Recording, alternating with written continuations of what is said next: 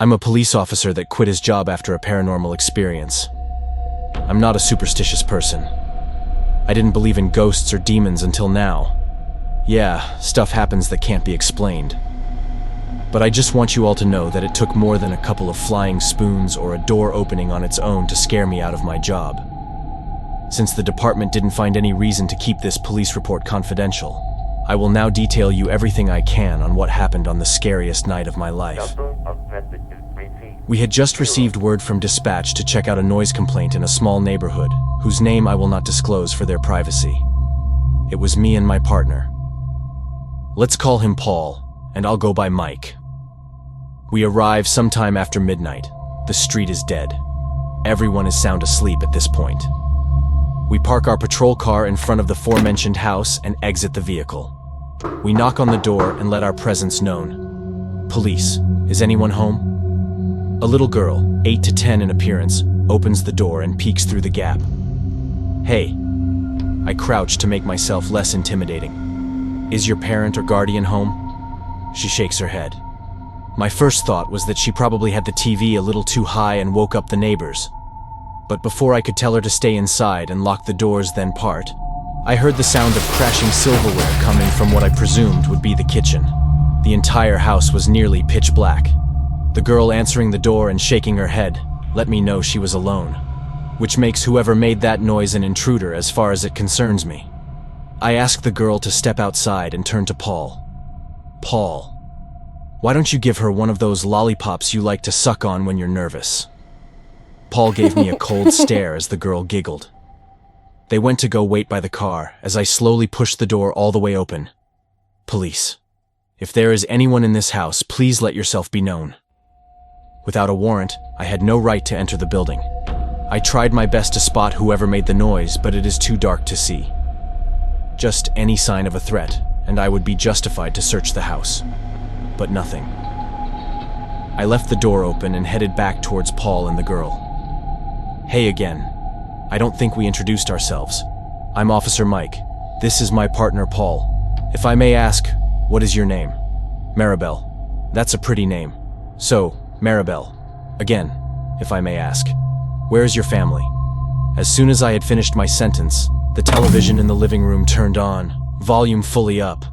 Me and Paul quickly turned in surprise and could see the television playing static from outside.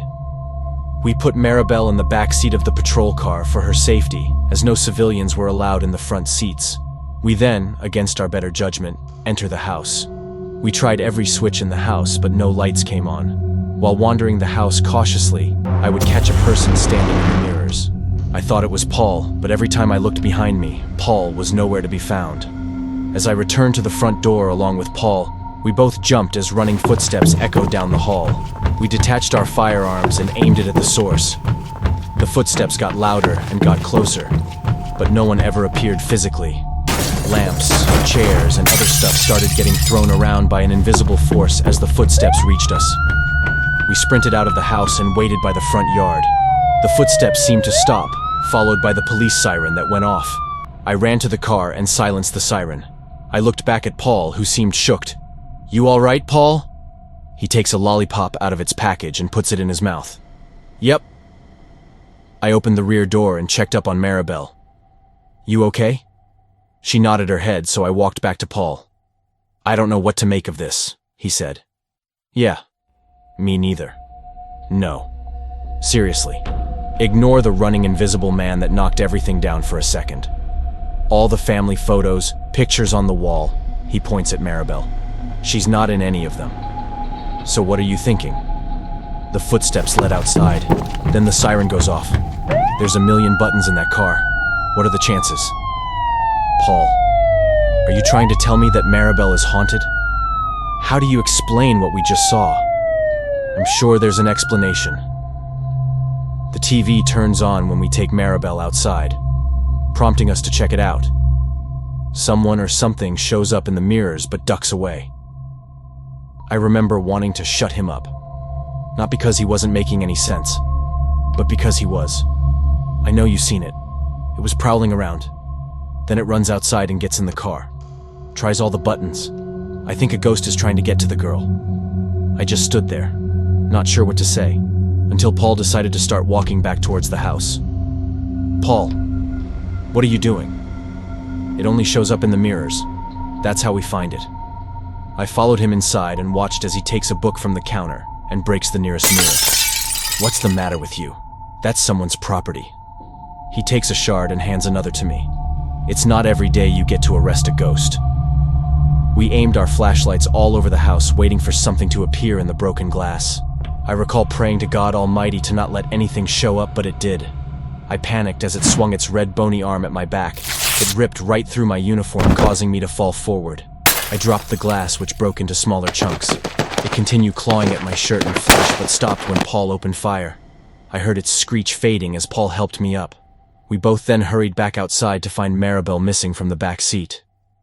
It was difficult explaining what happened to the department without sounding like nutjobs. The police cameras, who we were betting on to prove our stories, had shut off the moment we entered the house. The thing, whatever it was, must have turned them off while we were unaware. The only part of our story that our police captain took seriously was the girl, Maribel. The captain brought up a missing person report and asked us if this was the girl we saw. It was. It's been just a few days since I gave up the badge to save whatever little pride I could spare. I just ask to whoever reads this and to whomever it may reach. The next time a door opens on its own or things move by themselves in your home, check the mirrors. My wife has been peeking at me from around corners and behind furniture. It's gone from weird to terrifying. My wife, Lynn, and I've been together for 6 years and married for 11 months. Our entire history together has been very normal, and never once have I noticed any weird behaviors or red flags. I can't stress enough how out of character this whole thing is for her. Lynn is very kind, intelligent, and thoughtful. She's always been the no-nonsense type of person. Being childish or trying to scare me is not something she'd normally do. She doesn't even like watching horror movies. When we first started dating, she agreed to watch The Shining with me because she knew how much I loved horror. She was so scared that she didn't even make it through half of the movie before we had to turn it off. She isn't into anything creepy and has never been into pranks. It's just not her cup of tea, and that's fine. But that's what was so strange about this. It's just so unlike her. I should also add that she never had any mental health issues, and as far as I'm aware, it doesn't run in her family. I know some people are able to hide their mental health problems, but in the 6 years we've been together, I think I'd have seen some sort of sign. 2 months ago, I was in the kitchen making myself some coffee before work. I was running a bit late that morning and knew I wouldn't be able to make it to Dunkin' Donuts for my usual morning fix. I took a sip of my coffee as I hurried down the hall towards the front door, when I happened to notice Lynn peeking at me from around the corner ahead of me. I could only see her eyes, and a strand of her long dark hair hanging against the wall. The rest of her body was concealed behind the corner. I nearly spilled my coffee when I saw her. I did burn the shit out of my lips. "Geez, Lynn," I said, wiping a few drops of coffee from my pants. "You scared the shit out of me." She immediately popped out of view like a little kid that had been caught. I heard her scurry off towards the living room, and by the time I got to the front door, she was out of sight. It was really weird and just totally out of character for her, like I said, but I also found it kind of funny that she was being more playful and a little less serious. I shouted that I loved her and called her a weirdo. As I shut the door behind me, I heard her laughing. Her behavior was a bit odd, but it certainly wasn't something to call a priest over. I forgot about it by lunch, and by the time I got home, she was her normal self. I didn't bring it up, and neither did she, and life went on. The next incident happened 3 days later. It was around 2 a.m., and I had woken up to get a drink.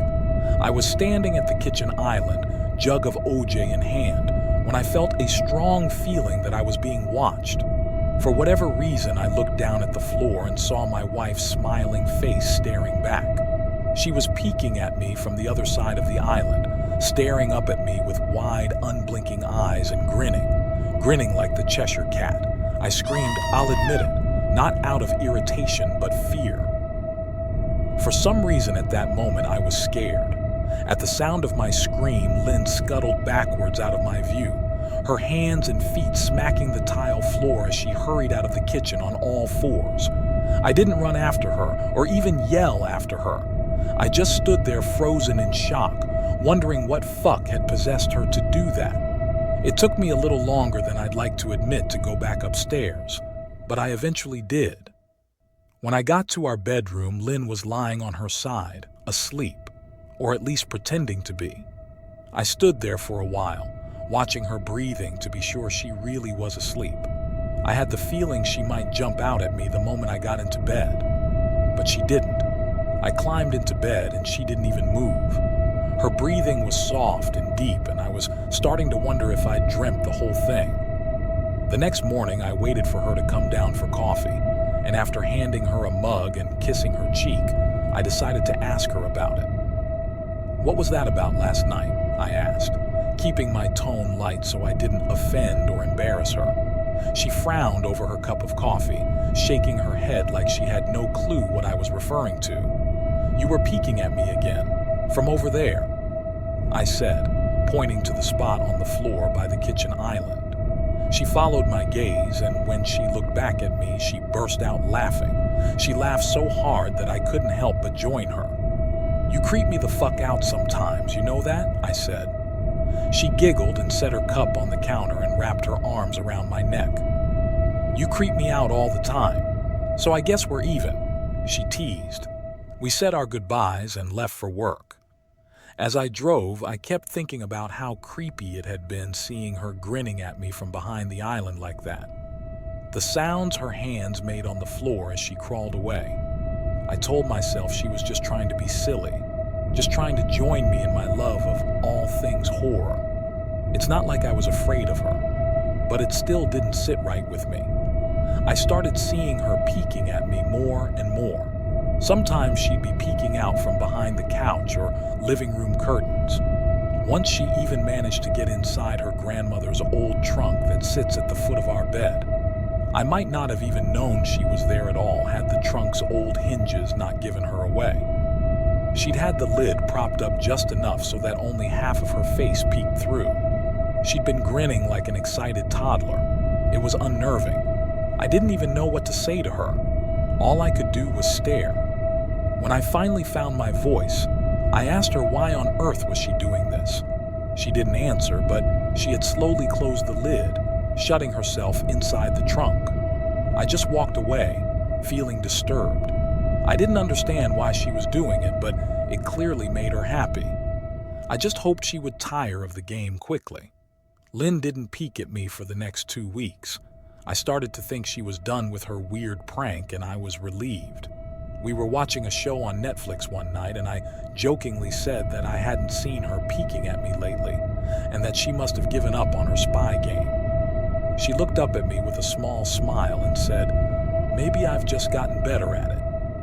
I didn't say anything, but I wondered whether or not she was joking. For the next few days, I couldn't stop thinking about what she'd said.